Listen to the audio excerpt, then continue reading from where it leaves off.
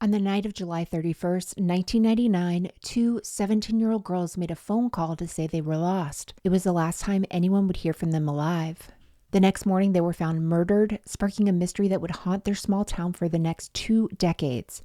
The killer, it turned out, was hiding in plain sight, living a normal life and guarding a 20-year-old secret. In this episode, we expose that secret and finally tell the full solved story of J.B. Beasley and Tracie Hawlett. If you'd rather just listen to this episode, we invite you to listen on Spotify, Apple Podcast, or wherever you get your podcast.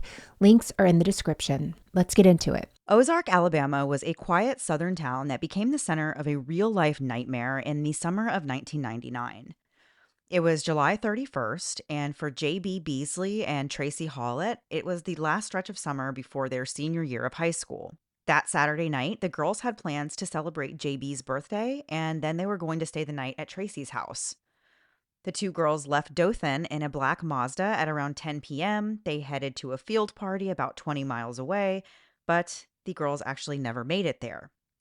Somewhere along the way, they got turned around, and instead of ending up where they thought they were going, they wound up in Ozark, which is a small town of about 15,000 people, and it's about 23 miles northwest of Dothan.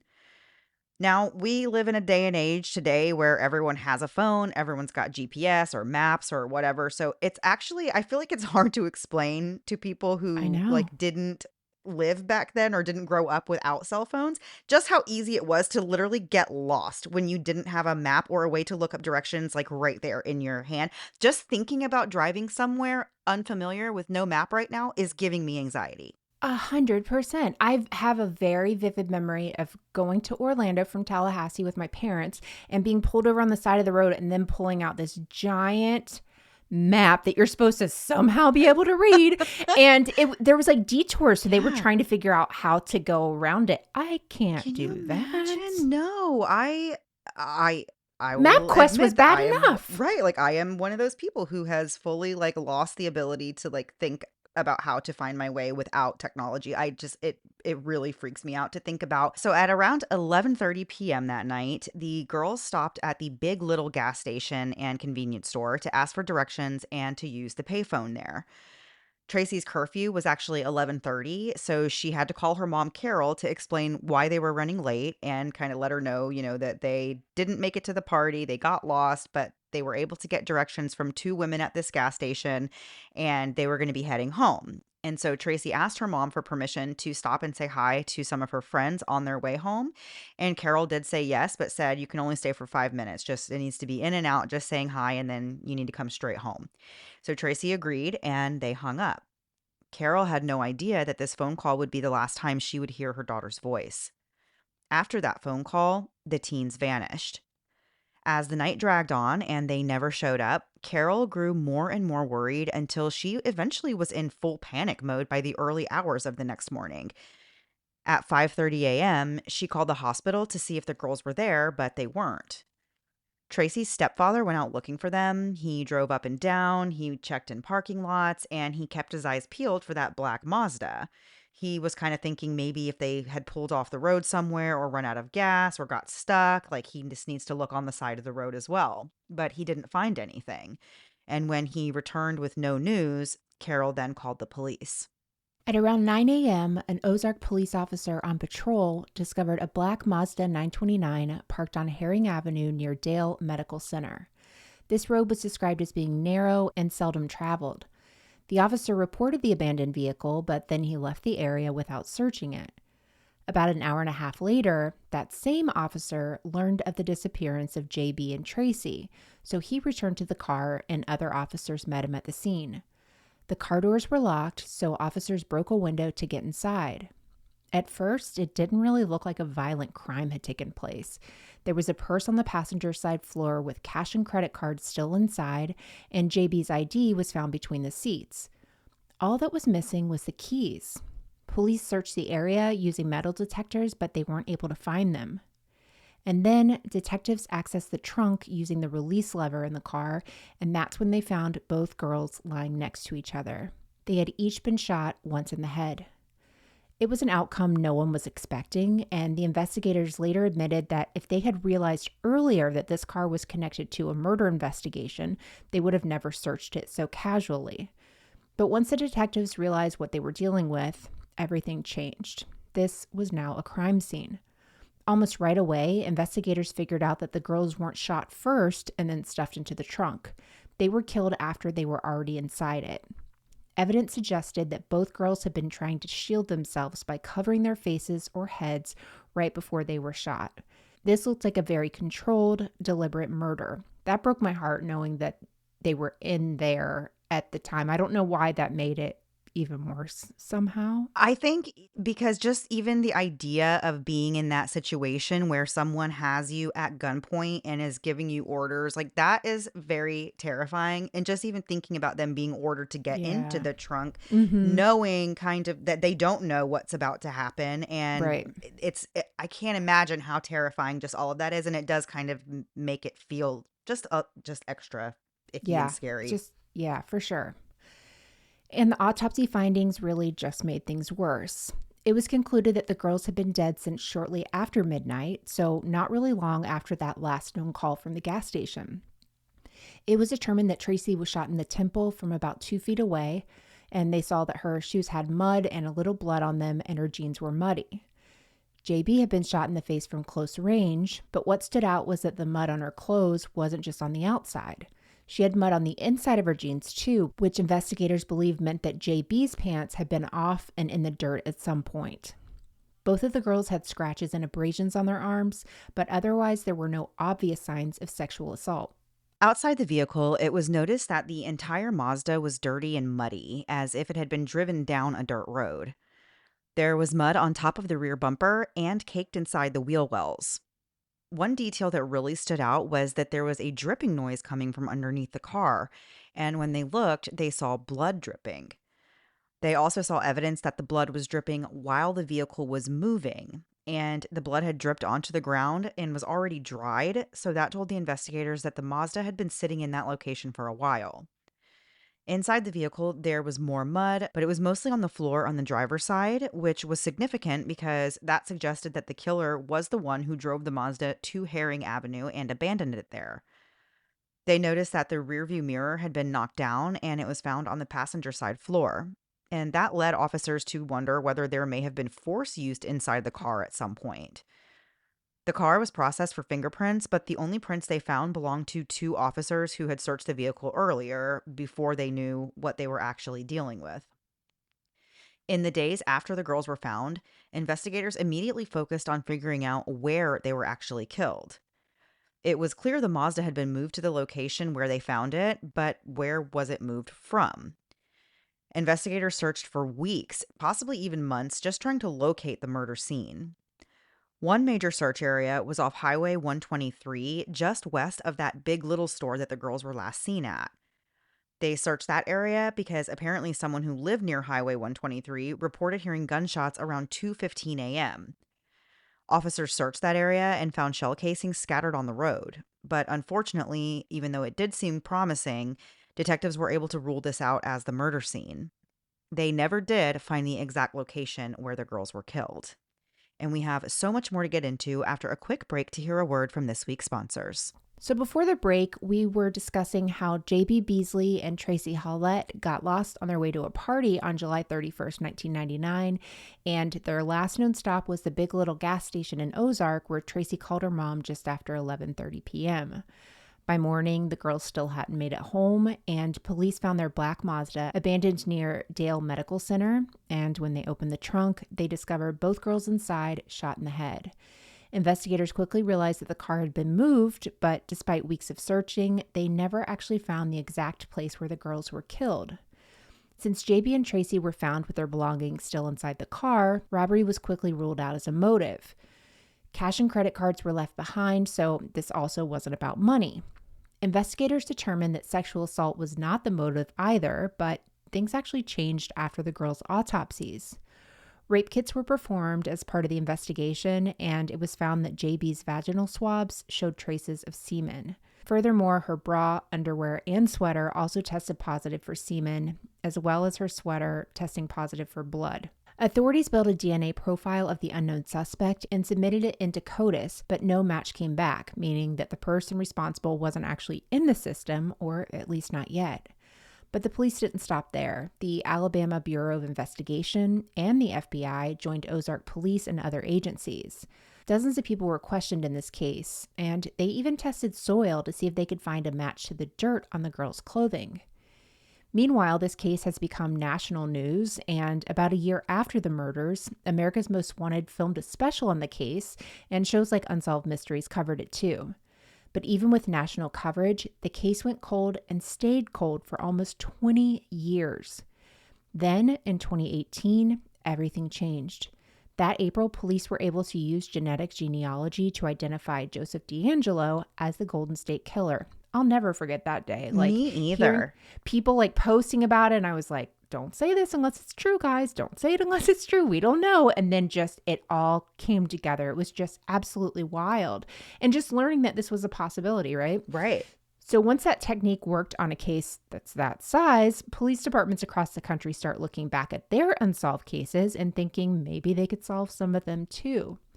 In early 2019, Ozark Police Department hired Parabon Labs to take a look at their most infamous cold case. We've heard about Parabon Labs in other episodes too. This must be We like have. a very big one, a very big DNA lab. Absolutely, yeah. And of course, their most infamous murder case is the murders of J.B. Beasley and Tracie Hawlett. At this point, it's been nearly 2 decades, and they were desperate for answers. Surprisingly, Parabon delivered something investigators had never had before, and that was a narrowed down list of possible suspects. They were able to reduce the results down to just 5 people, which is so incredible. I am always still blown away by DNA and like how I know. quickly things can get solved if they have DNA. Yeah, Like that's like the absolutely. craziest thing because it's the one thing it's like it's for sure. You're either a match or you're It's not. yours, yeah. Right. Mhm. So when the police chief saw the list of names that they came up with, he was taken aback because one name in particular jumped out at him, and that was the name Coley McCraney. So the police chief had actually personally known Coley from high school back in Dothan, Alabama. At the time of the murders, Coley would have been 23 years old. However, he was not a suspect back in 1999. If not for the use of genetic genealogy, Coley would have remained invisible in this investigation. So, who was this guy?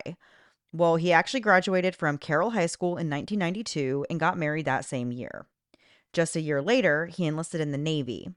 By 1994, he was divorced, and in 1997, he left the military and moved back in with his parents in Ozark. He lived with his parents on Lisenby Drive, which is about a half a mile from the Big Little store and only zero point 0.7 miles from where the Mazda was found. By 1997, Coley was working as a long-haul trucker.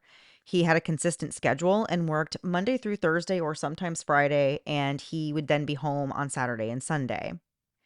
In March, Coley began dating a woman we'll call Stephanie, and she moved in with him in June. At some point, the couple bought land in the Ozark area, but before they could actually move onto it, the land still had to be cleared, and Coley was working on getting that done when he wasn't busy driving trucks. But then, a detail emerged from September of 1998 that would become extremely relevant later. That month, WTVY reported that a woman had come forward and claimed that Coley was the father of her child. So at that time, the judge orders him to provide his DNA for testing, and that's back on July 30th, 1999, which is just 1 day before the murders. But Coley never showed up. Even after being ordered a second time, he refused. Instead, he chose to pay child support without taking the DNA test, and over the next several years, there were multiple petitions alleging that he wasn't paying what he owed. So the obvious question on everyone's minds, and it was on mine, and when I got to this part, I was like, okay, thank you, Right. is probably whether or not that DNA sample would have landed him a spot in the CODIS database. And the answer to that question is no. So of course I was like, oh, okay, so it wouldn't have mattered. But I wonder in his mind if he thought that it could be used. Why would you pay for a kid that you're not? It doesn't make any sense, especially because it was the day before the murders. So it's like, Right. was he just thinking, like, I want to kill someone soon, so I'm not going to give my DNA? I have no idea. The timing is absolutely crazy to Wild. me, but then just the fact that he would not and instead just paid or kind of didn't pay the child support. If Never you heard of really that didn't in think my that was your life. kid, Right. no, there people fight. That's why Maury had a show for so many years for this Literally. very Yeah. reason. But at that time, he had no criminal record, so there's no reason to have entered his DNA into the CODIS database. By mid August 1999, Coley and Stephanie had moved onto that land that they had bought, and in 2001, they got married. They were still married as of 2019. Coley was a trucker that entire time, and he also started a religious nonprofit. On paper, he looked like a pretty normal guy. In January of 2019, the police chief contacted Coley to see if he would provide his DNA to follow up on a lead. Coley asked Stephanie about it, and she told them he had nothing to hide, so he should just give the police the sample they were requesting. Keep in mind, this is now 20 years after JB and Tracie were murdered. So Coley agrees to go down and give his DNA, which I was thinking, why would you do this? Because you didn't do it Right. before. But then I thought about the police chief. He knows him. So how are you really going to get yourself out of something like Right. this, you know? But of course, once those results came back, everything completely changed. Coley's DNA was found to be a match to the semen evidence from JB's body and clothing. At this point, investigators kept Coley on their radar while they worked to tighten the case against him. And according to court records, they uncovered plenty more that strengthened their suspicions. It was learned that while Coley served in the military, he had a high point 9 millimeter pistol, which is consistent with the type of weapon believed to have been used in the double murder. Furthermore, Coley lived within a short distance of both the Big Little store where the girls were last seen and the location where the car was found on Herring Avenue. He could actually walk to both of those places pretty quickly from his house. But detectives found nothing that suggested Coley knew JB or Tracy at all. There was no evidence of a friendship nor acquaintance, and no reason for his DNA to be anywhere near JB's clothes or her body. So on March 15th, 2019, Coley, who was now 45 years old, was arrested and taken in for questioning about these murders. When he was asked if he knew about the double homicide in 1999, he said he was familiar with it, but he claimed that he did not know either one of the girls and had never met them. Within an hour, he was asking for an attorney. After that, Coley was held in an interrogation room for 25 hours. The chief later testified that they didn't want to book him right away because they were waiting for a search warrant and trying to tie up some loose ends. So Coley was moved to a conference room when it was time for him to eat meals. And during these mealtime breaks, they didn't discuss anything about the murders. They actually talked about high school. So remember, the police chief knows Coley from all those years ago, and they were able to just talk about whatever stuff. They reminisced, they talked about football, basketball, and they had otherwise casual conversation, which has to be such a weird thing for the Yeah. officer to be like, yeah, like I know you from when we were like younger, but Yeah. I'm literally investigating you as a possible murder suspect. Like, I don't, it would be so It sounds like a awkward. movie. Yeah, to have just like casual conversation. Cause I feel Hmm. like because I knew the person, it would make me want to be like, tell me exactly what's going on right now. Like, like you need to give me all of the details. Like To I would. me, I would feel the opposite. I would be like going back in my brain to like, did I notice anything back then? What was That's going on true. back Yeah, I then? You wouldn't be know? treating them like a friend. But even though they did have this casual conversation going, there was something that really we can't just ignore, and that's the fact that Coley asked for an attorney 8 times in total, and he was not given one, which I is mean, a big oh, fail for the police department. it is a wild thing because once you say that, that is Supposed to it's be. done. Yes, absolutely. But of course, and the police know that if they get caught not giving him, like, that's a big liability for them. You're going to be in a lot of trouble, right? The judge is not going to like that when they find out that this They're going to person throw asked. stuff out. Exactly. Like, this is how your case gets ruined because of little Absolutely. mistakes, just not following procedure and not doing what you're supposed to do. After 25 hours with no attorney or anything, Coley was finally charged with 2 counts of capital murder for shooting into an occupied vehicle, 1 count for murder committed during another felony, which would have been the rape, and 1 count of capital murder for murdering 2 or more people. After Coley was arrested, Tracy's mom and stepdad spoke to WSFA. Her stepdad said, quote, "We've been through pure hell for the last 20 years. I know we're going to have to go through a lot more because we're going to have to relive it again, but I'm ready to relive it. I'm ready to put somebody behind bars, get them prosecuted, and get this over with. Maybe we can sleep at night then." Investigators started looking into Coley's wife, Stephanie, who said she had heard about the murders, but she had no knowledge of what actually happened.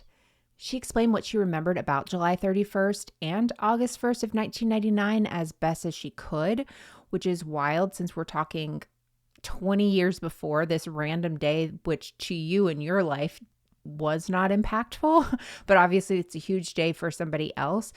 I can't even imagine somebody giving me a date like this. I couldn't do anything with No. it. Yeah. She said during that time, she got home from work at 8 p.m. and Coley got home soon after. A couple hours later, he went to visit his parents and he got home at 12:45 a.m. Coley told Stephanie that his car broke down at the Big Little store and he had to walk home from there. She went with him back to the store where they repaired the car and then went back home. According to Stephanie, when Coley came home at 12:45, he was clean and he looked the same as he did when he left. She didn't see anything that would suggest he had met up with any girls, had sex with anyone, or killed anyone. She didn't believe that Coley was guilty and she stood by his side. And Stephanie wasn't alone. Many others thought Coley was innocent. Even the police chief said he was very surprised when Coley's name came back as a match. He ended up saying, quote, "Every person I talked to said the same thing, but the DNA doesn't lie," end quote. And the defense wasn't just going to walk into the trial with a simple case of DNA equals guilty. They prepared alternate suspects as well. One was actually a former Ozark police officer, and the other was a man who they arrested back in 1999, but was never charged.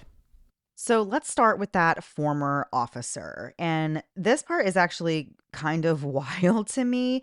But it was first reported that in 2015, a blogger named John Carroll wrote a post claiming that this former Ozark auxiliary officer named Rena Crum had information on these murders. So, according to Rena, the girls were killed by one of the Ozark Police Department's officers, and she supposedly knew this because the officer in question allegedly confessed to her while he was heavily intoxicated. She also claimed that the department knew one of their own was involved in this, and they had shielded him to protect the whole department. And so John Carroll also alleged that the reason the officer killed JB and Tracy was because the teenage girls supposedly had cassette tapes showing that local cops were involved in the drug trade, which I got so lost there because I'm like, what? Like, where did Yeah. that even, how does that make any sense? That completely out of left field. Yeah, totally. So after the blog went live, the accused officer was understandably furious and filed a defamation lawsuit against John Carroll, but that was later dropped.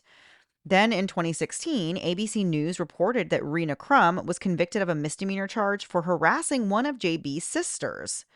So many people had assumed that Rena would be a key defense witness, and she was called to testify at an evidentiary hearing where the judge would decide what evidence and testimony would be allowed at the trial.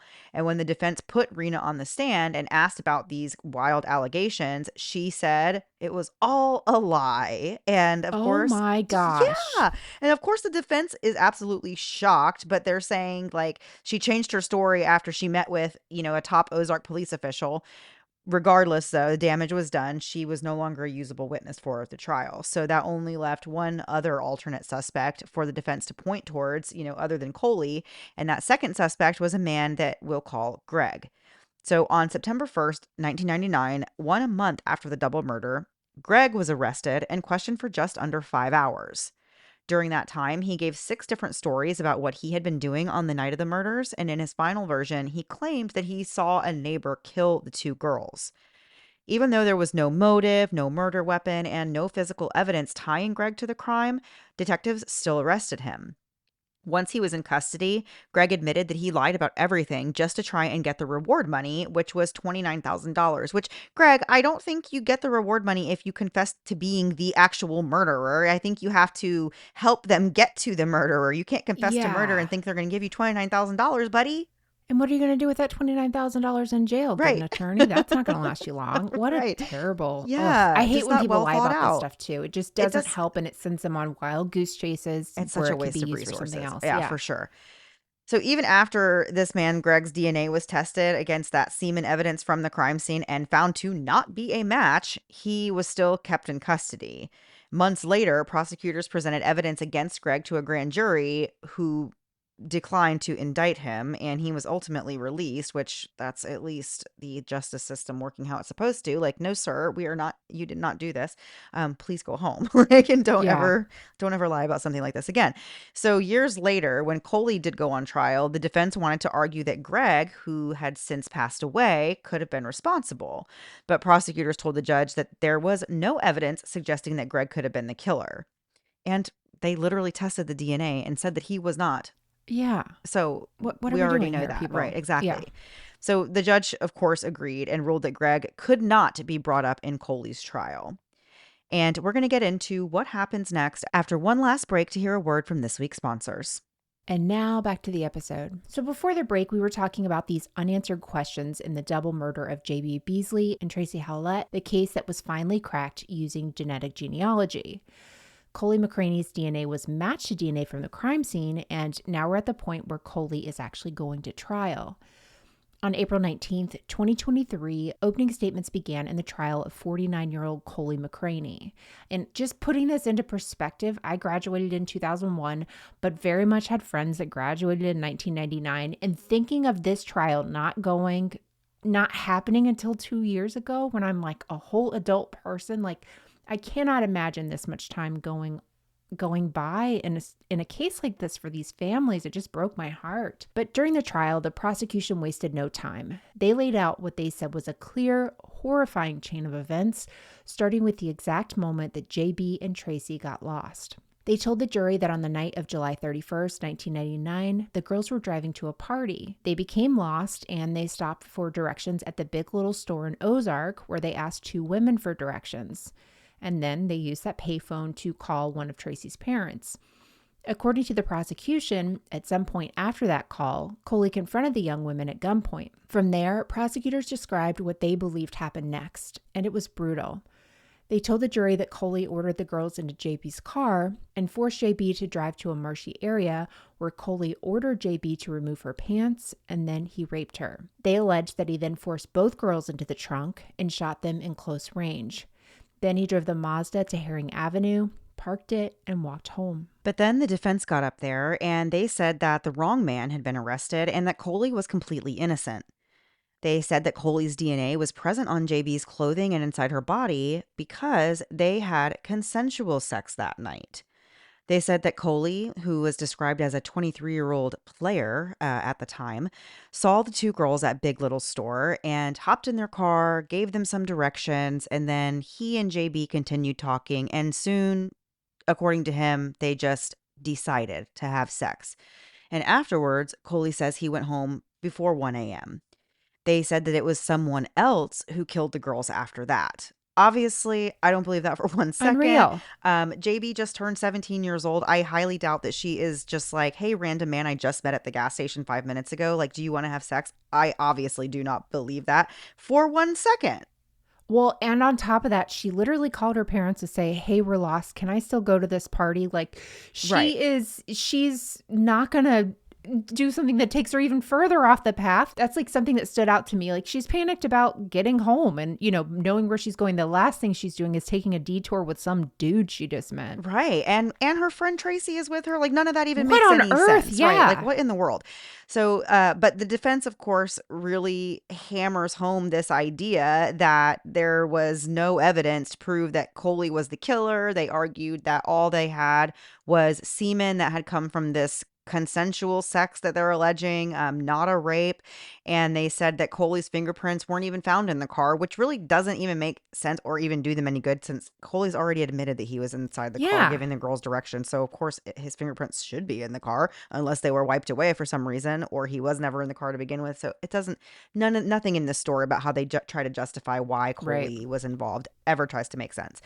But only a handful of witnesses were called to the stand, including a teen who worked as a newspaper delivery boy at the time of these murders. And there was also a man who lived near the Big Little Store in 1999, and Coley himself took the stand as well. So, according to WTVY, the newspaper delivery person testified that while he was delivering papers at around 2:15 a.m., he saw a Mazda with its emergency lights on at James Street and Herring Avenue, which is the location where the car was actually found later. He said he saw the car several more times during his route, and at one point, he said that there was also a Mercury Grand Marquis stop behind it. And he said that when he went by, it looked like inside the Mercury there were two people and what he described as a juvenile. And he thought the Mercury was an undercover police vehicle because it had strobe lights on it. He testified that at around 2:45 a.m., there was an Ozark police car there, and that at around 7 a.m., he saw the Mazda again, but now it had been moved and it was on Herring Avenue. That delivery driver said he didn't really think much about what he saw until later on when a news article with a photo of the car was released alongside information about the murders. At that point, he called the police and gave a statement, and at trial, he testified that he met with authorities and told them what he saw. Another witness for the defense was a man who lived on Broad Street. He testified that around 11:20 p.m. on July 31st, he was cleaning the balcony at his house and he saw a white truck and a Mazda coming down the road that intersects with Broad Street. He said the vehicles were driving semi-fast but not aggressively, and they pulled into a parking lot and turned off their lights. He said he heard a noise, and about 15 minutes later, the vehicles drove off in the direction of the Big Little store. Next came the issue of the interrogation because, of course, the defense wants the jury to focus on that. WDHN reported that the defense described Coley's 2019 interrogation as, quote, something you would see from the Gestapo. They were trying to make a point that there was police coercion, police tunnel vision, and just the wrong guy was being railroaded. But then the defense put Coley on the stand, and his story suddenly became very convenient. He went on to testify that he met JB in June of 1999 at the mall in Dothan. He said he had just dropped Stephanie off at work and he stopped at Radio Shack and JB happened to be walking by the store, so they introduced themselves and had a conversation. He said JB introduced herself as Jennifer and that's what he knew her as. Before parting ways, he gave JB his mother's phone number instead of his own. He didn't actually have a phone, and he didn't want JB paging him on his pager because it was 1999, of course, while his girlfriend was present. Coley said that JB called him at his mother's house that same day and then again in July. He said, quote, we had plans to meet up whenever we could. According to his testimony, Coley went out to the land that he and Stephanie owned on July 31st, 1999. This land is right next to where his mom lives. And he said that at around 3 p.m., he got a call from JB at his mom's house. And she allegedly told him that, hey, she's going to be in Ozark that night. So you want to meet up? Like, this is his story. Sure. And so so they made plans, supposedly, to meet up at Carroll High School at 10 p.m. So later that night, he says that he drove his car to the Big Little store and he waited for JB until after 10. But when she didn't show up, he went back to his mom's house since that was the only phone number that JB had for him. And he thought, like, if she's trying to get in touch with me, it's going to be at my mom's house. So he goes there, but he says she never calls. Coley says he stayed and visited with his family and then left around 11:45 p.m. This is where it gets really crazy now. On his way home, Coley says his alternator starts acting funny, so he just coasts into the Big Little parking lot again. And to his surprise, at that time, who does he see? JB. She's using the payphone. How convenient is that? So Coley, was the point of him saying that JB was using the payphone to call his mom's house? Was that kind of what he was getting at? Maybe. I don't know. He just says he happens to break down. His car breaks down. He's got to coast in and just so happens that he runs into JB. Wow. After he's waiting for her all night and has, he thinks that she has stood him up and wow, now here she is. That's his story. Shocking. He says that he spoke to both of the girls and that JB said that she was running late already to get home, but she never mentioned that she had any curfew or there was any urgency other than just being late. And Coley knew a shortcut to get back to the main road leading toward Dothan. So he asked if the girls, he said that if they would just give him a ride back home, he will explain the shortcut they can take and they can get out of there. So allegedly the girl said yes, and Coley got into the passenger side in the back seat, and they all left the gas station around 11:45. From there, Coley said they drove for about 8 minutes. And at that point, they were about to drive past the truck stop where Coley parked his truck. And so he asked if they wanted to stop, pull over there and stop and see his truck. Again, keep in mind, they girls are late. JB has already called her mom and said, we were running late. We got lost. I just wanted to let you know where we were and that we're going to be heading back home. Like, we're okay. Yeah. So, Like literally asking for permission. Can I go see my friends for like 5 minutes? That's Right. it. And I'm going to be home. Right, exactly. She's not taking a detour. No, definitely not. Not for this, again, for this random person, this stranger that she just met at the gas station. It makes no sense. Well, now supposedly they knew each other. Yes, I forget. I can't keep his story straight. Exactly. Neither can he. Yeah. So at that point, though, they're about to drive past where his truck is parked. He's like, do you want to stop and see the truck? It's super cool. So, because, girls are typically into We trucks. love it. We love to stop and see trucks at truck stops. That's like one of a 17-year-old girl's favorite things to do. So JB pulled over, and allegedly, this is what he's saying, that they got out and they're taking a look at his truck. Tracie supposedly stays in the car and is waiting for them. So he said they get into the front seat first of the truck, and one thing leads to another, and they end up having sex in the bed. When he was asked directly if he had raped JB, Coley said, absolutely not. He said that they only talked for a few minutes after their encounter because JB, again, was in a hurry to go meet someone else. And so they got back into the Mazda quickly, and the girls dropped him off on Broad Street around 12:30. So, of course, Stephanie wouldn't see him getting dropped off at home by two other girls. Oh my gosh. I can't even imagine the work it goes into creating some kind of a lie like this. No. My goodness. So Coley testified that he then asked Stephanie to help him jump his car, which was still supposedly at the Big Little store, and they jump-started it and returned home around 1 a.m. According to Coley, he didn't leave again that night. The next day, he and Stephanie went to Walmart to buy supplies for his next work trip. He said he didn't hear about the murders until weeks later because he had been on the road, so he didn't actually hear about the news until Stephanie told him about the story.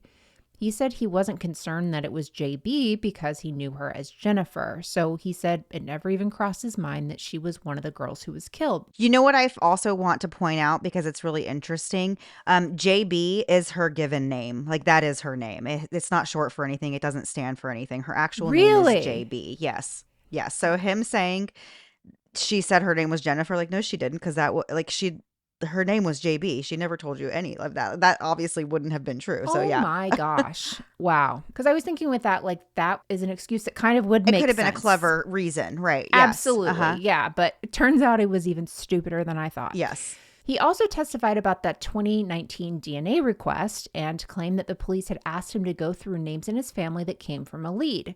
During that conversation, the chief asked if he knew about JB and Tracie, and Coley said yes because everyone in the area knew about these murders.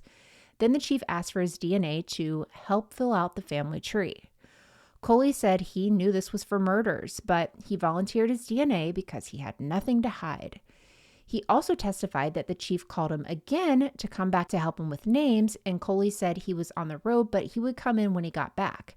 He said he tried calling the officer's number several times, but never got in touch.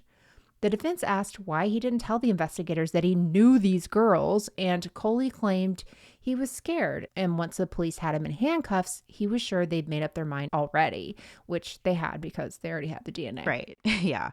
So during cross-examinations, the prosecution pointed out that Coley's story was full of coincidences.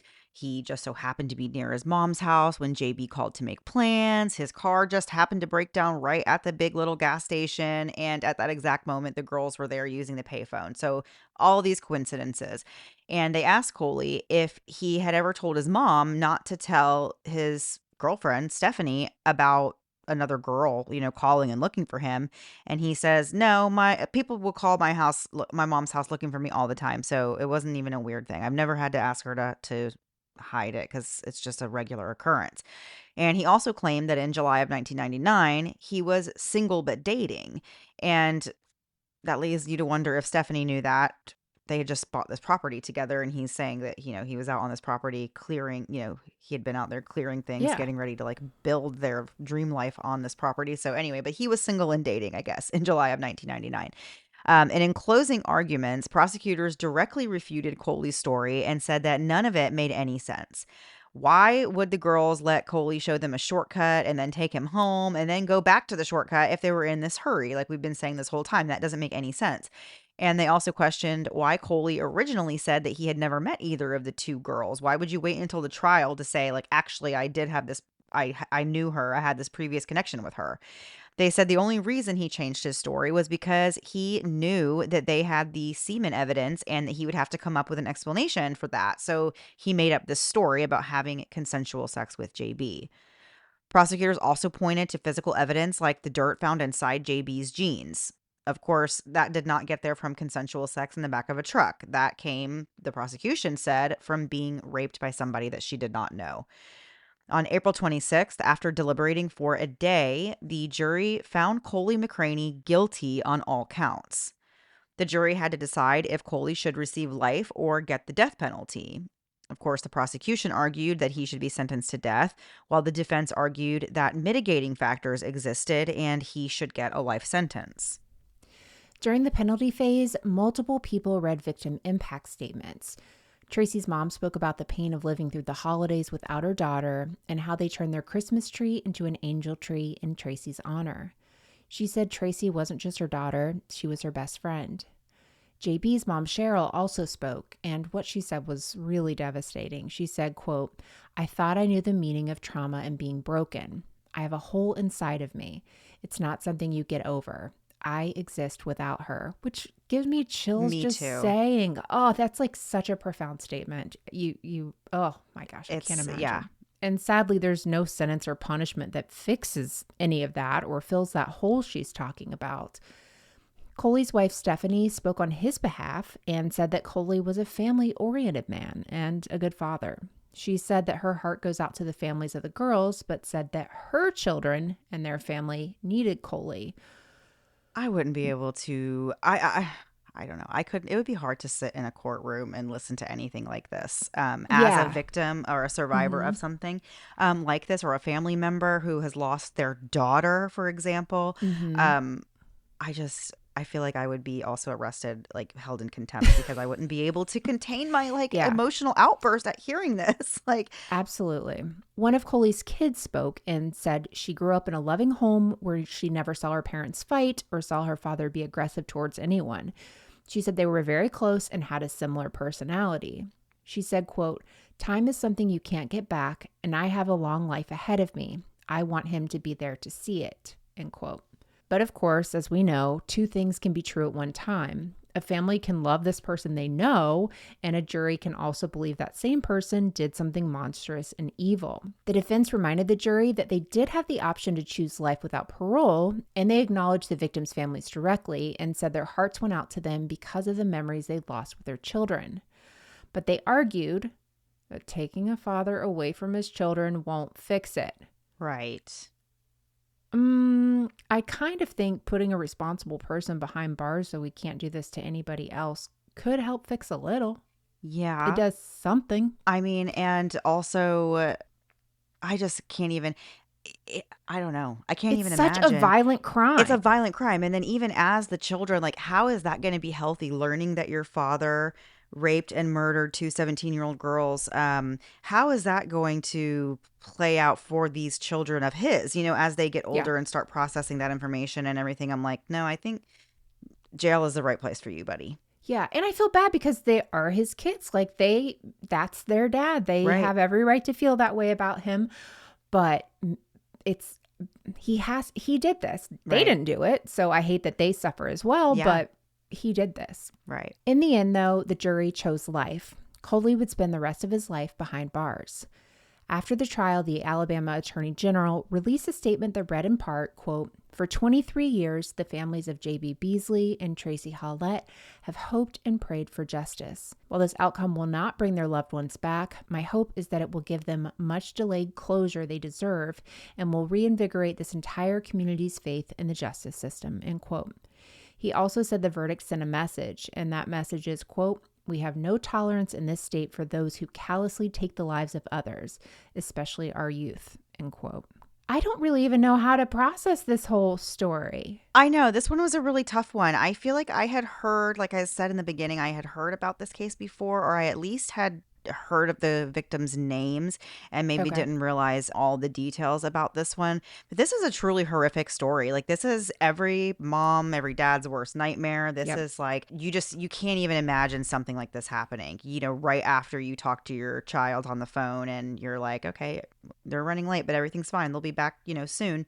Right. And then just not knowing, as the night goes on, like what happened, but obviously knowing something happened and not find and then finding out that this is what happened. It's just, I cannot imagine as a parent. And like you said, having to go 20 years or more.